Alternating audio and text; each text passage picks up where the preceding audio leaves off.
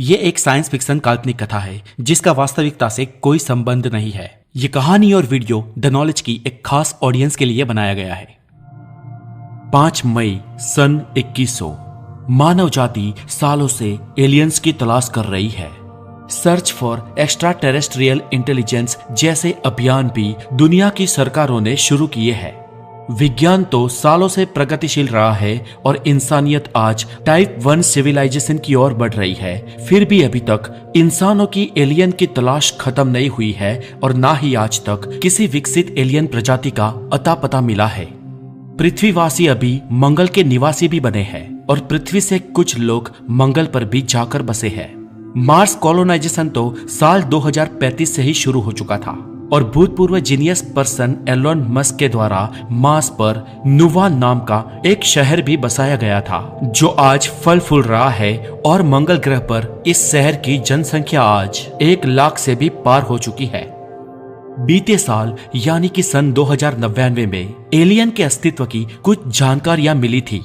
हमारे solar system से ठीक 25 प्रकाश वर्ष दूर अभिजीत यानी कि वेगा नाम का तारा है और इस अभिजीत यानी वेगा तारामंडल में 7 प्लैनेट्स है, जिनमें से एक प्लैनेट हूबहू पृथ्वी की तरह है जहां पर पानी भी मौजूद है।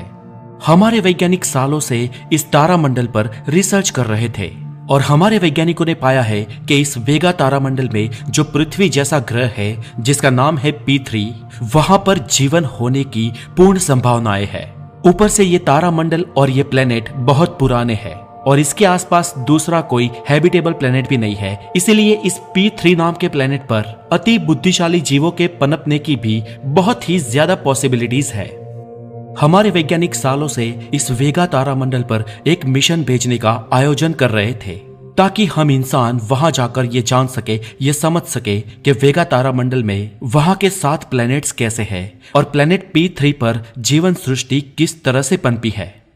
हाँ, ये मिशन अपने निश्चित समय से थोड़ा डिले हो गया है और इसके डिलेड होने का कारण था स्पेस टाइम वॉर्प टेक्नोलॉजी। ये टेक्नोलॉजी हम इंसानों का एक पर एक्सेलेंट आविष्कार है और इस टेक्नोलॉजी का टेस्टिंग लंबे समय तक पूरा नहीं हुआ था, इसलिए वेगा तारामंडल पर जाने का हमारा मिशन थोड़ा डिले हो गया। वेगा सिस्टम हमसे 25 प्रकाश वर्ष दूर है और अगर यहाँ से वहां हम प्रकाश की स्पीड से जाए तो भी 25 साल लगेंगे और वहां पर सिर्फ अपनी मुंह दिखाई करके वापस भी आ जाए तो हमें वापस आने में और 25 साल लगेंगे। ऐसे किसी इंसान के 50 साल बीत जाएंगे और वो भी प्रकाश की स्पीड पर जाने पर। लेकिन स्वाभाविक है कि हम लाइट की स्पीड से नहीं जा सकते हैं। हाँ, लाइट की स्पीड से 99% स्पीड से जा सकते हैं और इस गति से भी वहां जाने में सालों लग जाएंगे।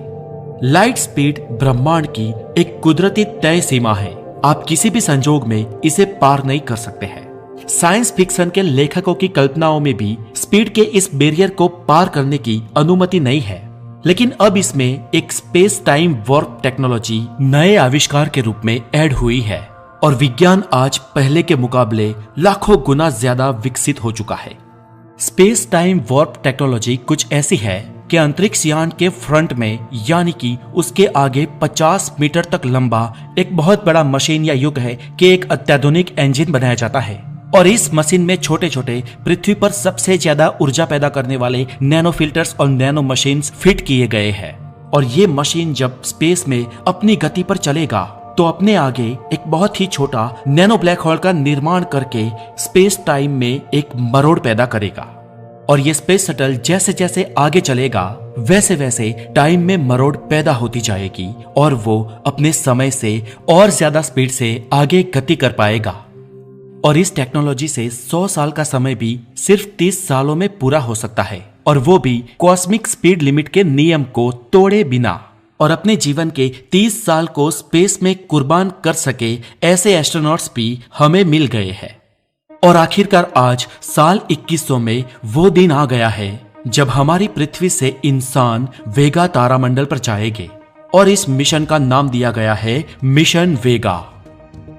पूरे विश्व की ओर से मिशन वेगा को सफल करने की जवाबदारी भारतीय स्पेस एजेंसी इसरो और अमेरिकन स्पेस एजेंसी नासा ने उठाई है, जिसमें 4 अंतरिक्ष यात्री वेगा तारामंडल पर भेजे जाएंगे, जिनमें से 2 भारतीय होंगे, एक अमेरिका से होगा और एक यूरोपियन स्पेस एजेंसी से।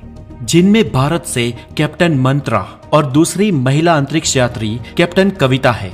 अमेरिका से कैप्टन जेम्स स्कॉट है और यूरोप से कैप्टन डेव रेमन है।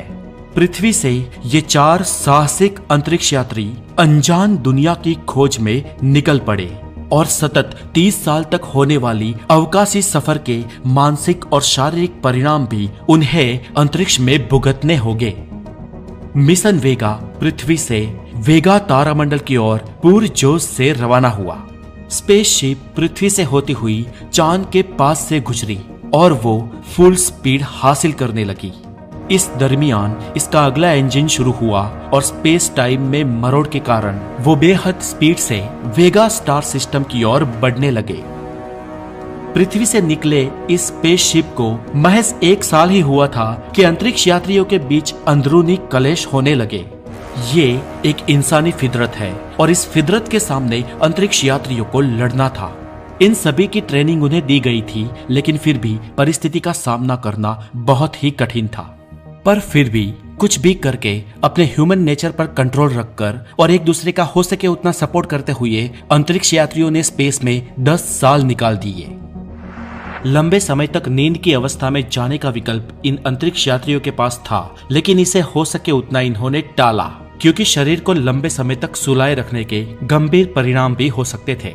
और इसलिए इस अत्याधुनिक स्पेसक्राफ्ट में उन्होंने अपने होम प्लेनेट पृथ्वी की दिनचर्या को फॉलो किया और खुद को सुलाने का प्लान कैंसिल कर दिया। एस्ट्रोनॉट्स इस सफर में बारी बारी से सोते थे और इस सफर में उन्होंने कई एक्सपेरिमेंट्स भी किए। इस लंबे सफर में अंतरिक्ष यात्रियों ने खुद का मनोरंजन करने के लिए अपने परिवार के वीडियोस देखे, एंटरटेनमेंट की मूवीज देखी और एक दूसरे को हो सके उतना साथ देकर मनोरंजित करते रहे। फिलहाल वो डीप स्पेस में सफर कर रहे थे। उनका पृथ्वी से वेगा स्टार सिस्टम तक पहुंचने का 1 वे सफर करीब 12.5 सालों का था और उन्हें पृथ्वी से निकले हुए करीब 10 साल बीत चुके थे और वो अपनी मंजिल से वक्त के फासले में करीब 2.5 साल दूर थे। इस जगह से पीछे देखने पर हमारा सोलर सिस्टम कहीं नहीं दिख रहा था। बस ढूंढने पर एक छोटे से तारे जैसा बिंदु दिख रहा था जो हमारा सूरज था, जो कई सारे चमकीले तारों में से बस एक था। पृथ्वी का यह अंतरिक्ष यान अवकाश में डीप स्पेस में अंधकार के बीच से गुजर रहा था। यान में सिर्फ कैप्टन कविता जाग रही थी और तीनों क्रू मेंबर सो रहे थे। अंतरिक्ष में दिन और रात जैसा कुछ नहीं होता है, बस चारों ओर अंधकार होता है। कैप्टन कविता अपने इस सफर का बारीकी से कैलकुलेशन कर रही थी और अचानक उन्हें लगा कि कोई चीज उनके स्पेसक्राफ्ट के स्पीड में बाधा उत्पन्न कर रही है। कैप्टन कविता ने कंप्यूटराइज पूरे यान को चेक किया। सब कुछ ठीक चल रहा था, सब कुछ ठीक भी था। इसके बाद कविता ने आउटर स्पेस में देखा तो बाहर कोई बड़ा ग्रह या बड़ा तारा भी नहीं था। फिर भी कोई चीज अंतरिक्ष यान को अपनी ओर खींच रही हो ऐसा लग रहा था। उस चीज का ग्रेविटेशन और बढ़ रहा था। कविता ने तुरंत कैप्टन इंचार्ज मंत्र को और बाकी दोनों एस्ट्रोनॉट्स को नींद से जगा दिया। सर, मुझे समझ नहीं आ रहा है कि हमारे आसपास अभी कोई भी ऑब्जेक्ट नहीं है, फिर भी इतनी सारी ग्रेविटी कहां से आ रही है? कविता ने कैप्टन मंत्र से पूछा। कैप्टन मंत्र ने मेन लाइन संभालते हुए एक्सरे डेटा को एक्टिवेट किया और उन्होंने पाया कि खाली स्पेस में किसी करीबी जगह से एक्सरे किरणों की पूरी बाढ़ आ रही है। ये देखकर कैप्टन मंत्र शॉक हो गए। वो बोल पड़े कि इतने सारे एक्सरे डेटास, दैट मीन्स कि हमारे आसपास जरूर कोई ब्लैक होल है। ये सुनकर और तीनों अंतरिक्ष यात्री की आंखें फटी की फटी रह गई। कैप्टन मंत्रा बोले, कैप्टन स्टॉक जल्दी ही हमारे यान की दिशा बदल दो। स्टॉक बोले, जी सर, मैं अभी करता हूँ। कैप्टन मंत्रा बोले, जल्दी से इस यान को हो सके इतना यहाँ से दूर ले जाओ, नहीं तो हम हमारे ग्रह पृथ्वी पर वापस कभी नहीं पहुंच पाएंगे। कैप्टन कविता भी ये सुनकर स्तब्ध थी। उन्होंने भी थियरी में पढ़ा था कि ब्लैक होल के आसपास के इवेंट होराइजन में टाइम कितना धीमा हो जाता है। यान में चारों अंतरिक्ष यात्रियों के पसीने छूट गए थे। उन्होंने ब्लैक होल और उसकी थियरी को पढ़ा तो था, लेकिन जब इसका प्रत्यक्ष सामना हुआ तब उन्हें पता चला कि ये कितना खतरनाक होता है। वो लगातार यान को भगाते रहे और कुछ समय बाद उनका यान कोई पारलौकिक ग्रेविटेशन पुल के बाहर आ गया और अब इस जगह पर वो लोग सेफ थे। थैंक गॉड, हम महा मुसीबत से बाहर निकल गए, कविता ने लंबी सांस लेते हुए कहा।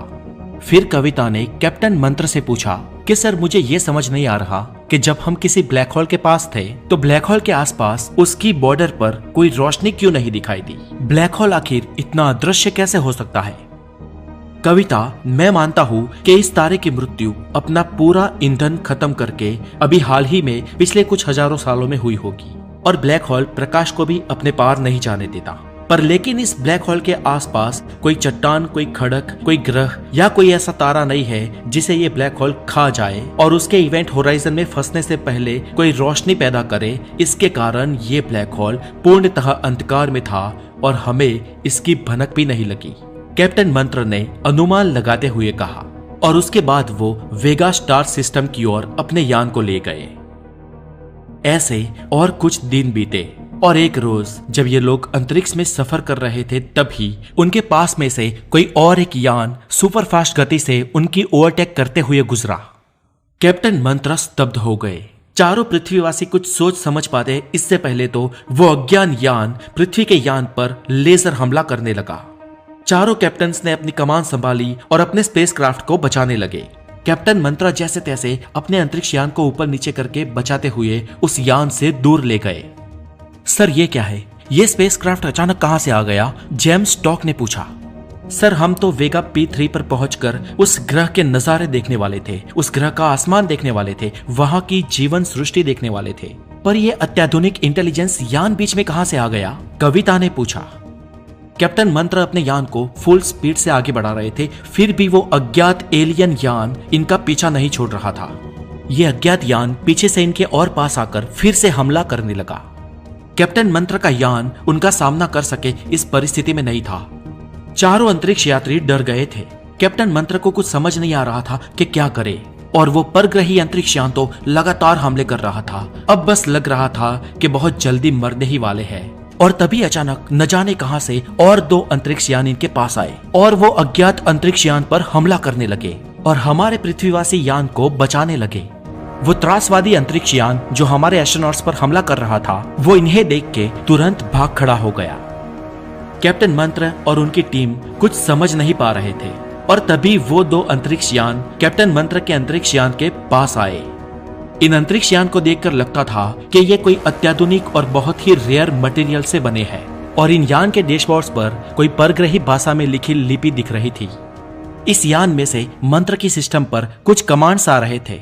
मंत्र तुरंत समझ गया कि ये कोई सॉफ्टवेयर है जो लैंग्वेज को डिकोड करता है। मंत्र के यान में हम पृथ्वीवासियों की भाषाएं, उनका डेटा, उनका ग्रामर और बॉडी लैंग्वेज की सारी इंफॉर्मेशन स्टोर्ड थी। मंत्र ने यह सारा डेटा उन अंतरिक्ष यानों के सॉफ्टवेयर्स में भेजा और उनके सॉफ्टवेयर्स ने हमारी भाषा और हमारी बॉडी लैंग्वेज की सारी संज्ञाओं को समझ लिया। 10-15 मिनट लगी, लेकिन इन सॉफ्टवेयर्स ने हमारी पूरी भाषा को डिकोड कर लिया और थोड़ी ही देर में सामने से जवाब आया, हेलो, मैं कैप्टन ज़ेचार्ज हूं and welcome to our star system. और उस हमलाखोर अंतरिक्ष यान के बदले जिन्होंने आप पर हमला किया, हम माफी मांगते हैं। वो लोग अब हमारे कंट्रोल में नहीं है।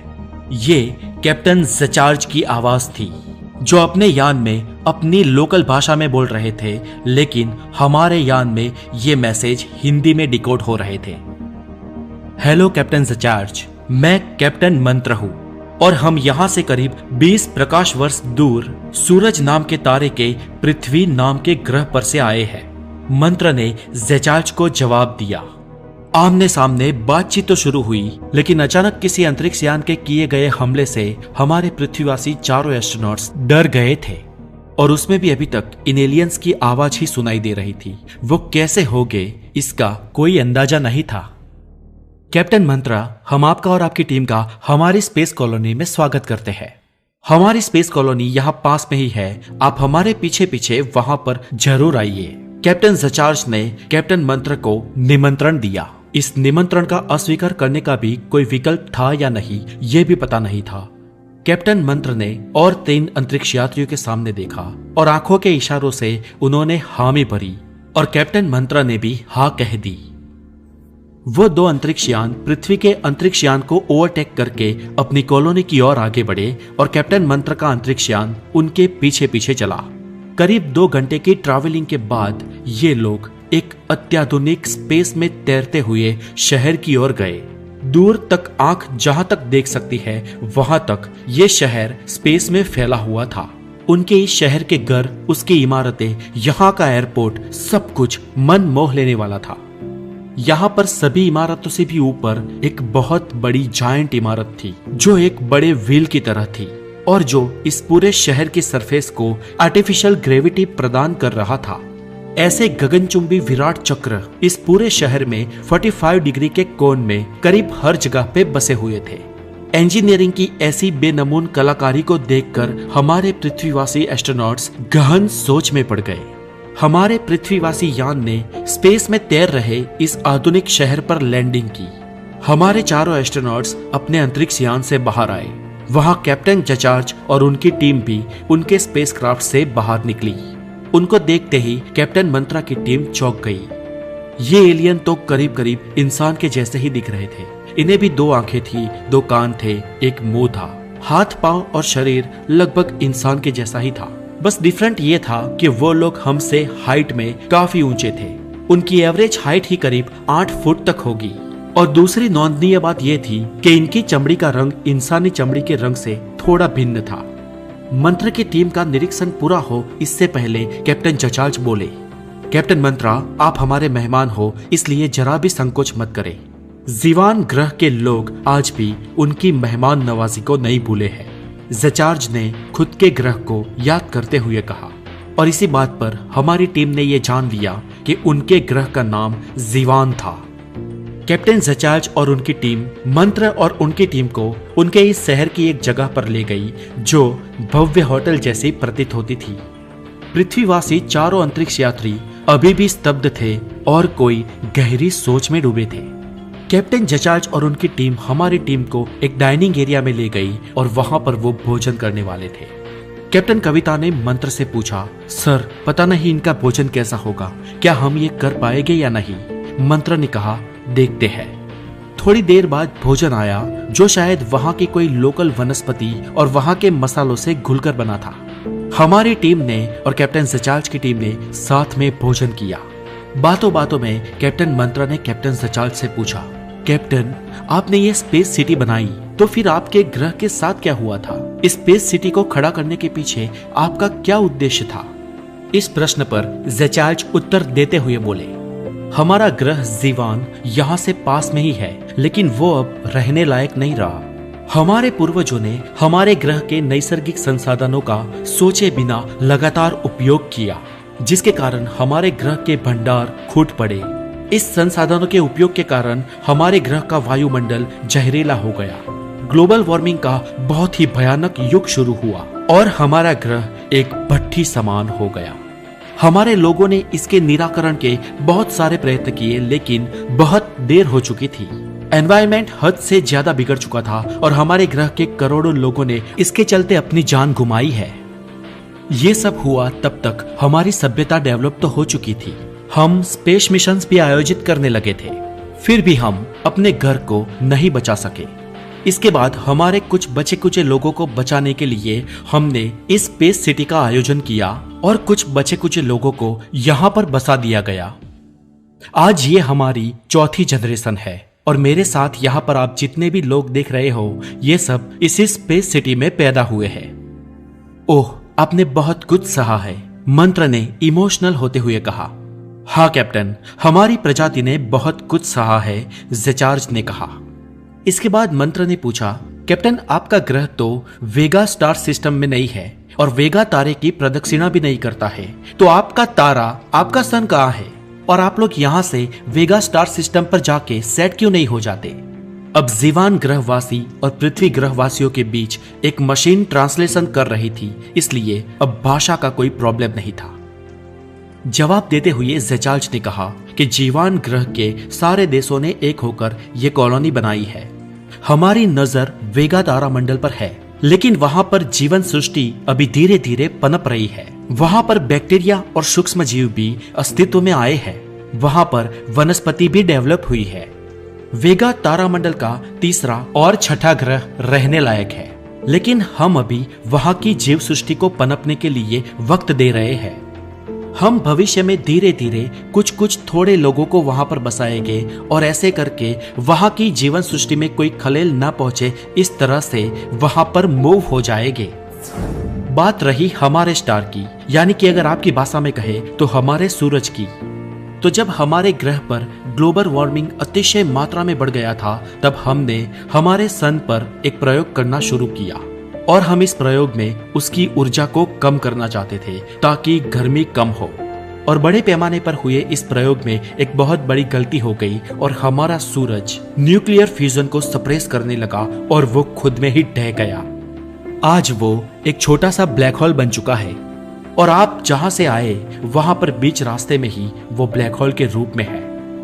कैप्टन मंत्र समझ गए कि वो ब्लैक होल इन्हीं जीवान ग्रहवासियों का सूरज था। इतने में कैप्टन कविता बोल पड़ी कि तो फिर कैप्टन, हम पे जो हमला किया वो लोग कौन थे? कैप्टन ज़चाल्ज बोले, हमारे ग्रह के देशों की जो सरकारों ने जब ये स्पेस कॉलोनी बनाई थी, तब स्पेस में रहने का काम कुछ बड़ी कंपनियों ने भी शुरू कर दिया था। ये कंपनियां हमारे ग्रह की जायंट कंपनियां थी और इस कंपनियों के मालिक दिग्गज लोग थे।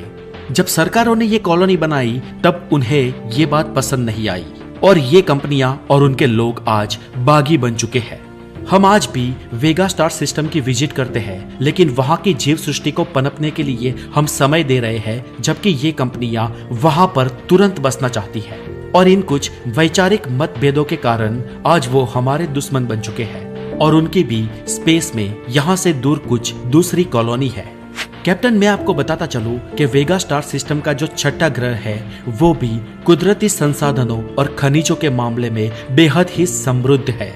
वो ग्रह आपके सौरमंडल के ग्रह गुरु जितना बड़ा है, लेकिन वो ग्रह गुरु की तरह गैसो जायंट न होकर एक ठोस प्लेनेट है जहां पर पानी, नदियां, पहाड़ और मनमोहक रहने लायक जगहें हैं। एक मिनट, आप हमारे ग्रह गुरु के बारे में कैसे जानते हैं? कैप्टन मंत्र ने शंका करते हुए पूछा और इसके साथ ही पृथ्वी के और 3 अंतरिक्ष यात्रियों की सांसें 2 मिनट के लिए ठहर गई। दोस्तों, चिंता मत करो, हम आपके दुश्मन नहीं हैं, कैप्टन ज़चाल्ज ने कहा।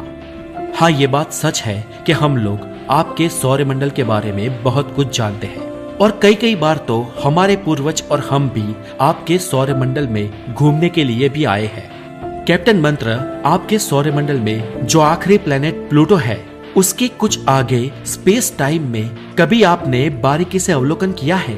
क्या आपको वहां पर कभी भी स्पेस टाइम में डिस्टर्बेंस दिखा है? कैप्टन ज़चाल्ज ने स्माइल करते हुए पूछा। जी नहीं कैप्टन, मंत्र ने कहा। कैप्टन, कुछ चीजें कुदरती तौर पर जुड़ी हुई होती है। जब हमारा तारा एक ब्लैक होल बना तब हमारे कुछ वैज्ञानिक इसकी गहराई में जानकारी पाने के लिए उसमें कूदकर जानकारी हासिल करने के लिए भी इंटरेस्टेड थे। और जब इस प्रयोग का आयोजन किया गया और जब यह प्रयोग हुआ तो हमें पता चला कि उस ब्लैक होल ने एक वर्म होल पैदा कर दिया है और इस वर्म होल का दूसरा सिरा आपके आखिरी ग्रह प्लूटो के पास पड़ता है, कैप्टन ज़चाल्ज ने खुलासा करते हुए कहा। ओह, दैट्स अनबिलीवेबल, कैप्टन मंत्रा ने कहा। इतने में एस्ट्रोनॉट डेव रेमन बोल पड़े कि sir, sorry for the disturbance, लेकिन प्लूटो अभी लघु ग्रह है, वो ग्रह की लिस्ट से बाहर है। कैप्टन ज़चाल्ज ने कहा, हो सकता है ये निर्णय आपने पिछले कुछ दशकों में लिया हो, क्योंकि पिछले 2 दशकों में हमारा पृथ्वी पर आना नहीं हुआ है। और दोस्तों, बार बार मैं ये कहता हूँ कि हम आपके मित्र हैं और जो भूल हमने की वो आप मत करना। आप अपने ग्रह की देखभाल करना। हाँ, वैज्ञानिक तरक्की और स्पेस की दुनिया में आगे बढ़ना भी जरूरी है, लेकिन वो सब अपने मातृग्रह के भोग पर नहीं होना चाहिए। कैप्टन ज़चाल्ज इमोशनल होते हुए बोले, अगर आप पृथ्वी के साथ तालमेल बिठा लोगे तो पृथ्वी भी आपके साथ तालमेल बिठाएगी। और आप अगर सच में प्रगति चाहते हैं तो पृथ्वी के वातावरण की और पृथ्वी के अन्य जीवों की भी रक्षा करना, क्योंकि किसी भी ग्रह पर एक जीव दूसरे जीव पर निर्भर होता है और सभी जीवों पर वो ग्रह निर्भर होता है। इसके साथ ही स्पेस कॉलोनीज बनाने में भी आगे बढ़ना, क्योंकि भविष्य में जब सूरज अपना ईंधन खत्म कर देगा या पृथ्वी पर कोई प्राकृतिक आपदा आएगी तो वही स्पेस कॉलोनी आपकी प्रजाति को बचाए रखने के लिए काम आएगी। कैप्टन ज़चाल्ज ने जैसे कोई अपना बड़ा सलाह दे रहा हो वैसे सलाह देते हुए कैप्टन मंत्र से कहा। इतने में कहीं दूर एक जोरदार धमाके की आवाज आई। कैप्टन ज़चाल्ज की टीम ने उन्हें इन्फॉर्म किया कि वो कंपनीज वाले हमले कर रहे हैं और अभी तक के 40 साल के इतिहास में यह सबसे बड़ा हमला है। उतने में अंतरिक्ष में बहुत सारे यान दिखाई दिए और कैप्टन ज़चार्ज की टीम और स्पेस कॉलोनी के यान भी उन यानों का सामना करने लगे। कैप्टन ज़चार्ज कैप्टन मंत्र के पास आकर बोले, दोस्तों आप अभी निकल जाओ, अगर आपको कोई नुकसान हुआ तो वो मुझे कतई पसंद नहीं होगा।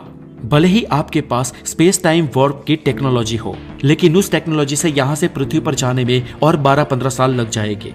इसलिए और एक बार मुझ पर भरोसा करें और अपने यान के साथ उस ब्लैक होल में कूद जाए और करीब 1 महीने में आप अपने सौरमंडल में पहुंच जाएंगे। ऑल द बेस्ट, आपकी जर्नी शुभ रहे। कैप्टन ज़चार्ज कैप्टन मंत्र को अलविदा कहते हुए बोले और वो अपनी टीम के साथ उन कंपनी वालों के सामने लड़ने चले गए। इसके बाद स्पेस कॉलोनी के पिछले हिस्से से मंत्र और उनकी टीम की विदाई कर दी गई। इतनी बार विश्वास करने के बाद एक बार और विश्वास करते हुए मंत्र उनकी टीम और उनके स्पेसक्राफ्ट के साथ ब्लैक होल में कूद गए। धीरे धीरे वो ग्रेविटेशनल फोर्स को बढ़ते हुए महसूस कर रहे थे। चारों एस्ट्रोनॉट्स डर गए थे। लगता था कि अभी सब खत्म हो जाएगा, सब कुछ राख हो जाएगा और वो बीम में टूट जाएंगे। इसके बाद एक नशाकारक एहसास हुआ। उसके बाद स्वर्ग की अनुभूति, जाने वो बेहोश हो गए, उस अवस्था में पहुंच गए और कुछ ही सेकंड बाद उनको फिर से अंतरिक्ष दिखाई दिया। कैप्टन मंत्रा, वो देखिए प्लूटो। कैप्टन जेम्स गॉड ऊंची और बेहद खुश आवाज में बोले, वाओ सो ब्यूटीफुल। मैंने कभी प्लूटो को इतने पास से नहीं देखा है, कैप्टन कविता ने कहा। उसके बाद कुछ समय बीता और अंतरिक्ष यात्री नेपच्यून की सुंदरता देखने में व्यस्त हो गए। अपनी टीम को खुश देखकर कैप्टन मंत्र भी बहुत आनंदित थे। Let's go to home friends. Captain Mantra ने अपना यान पृथ्वी की तरफ रवाना किया। कैप्टन मंत्र की पूरी टीम एक संदेश के साथ पृथ्वी पर आई और पृथ्वी को देखकर कैप्टन कविता बोली, कैप्टन मंत्रा, ये क्या? पृथ्वी जैसे हम छोड़ के गए थे वैसी क्यों नहीं लग रही?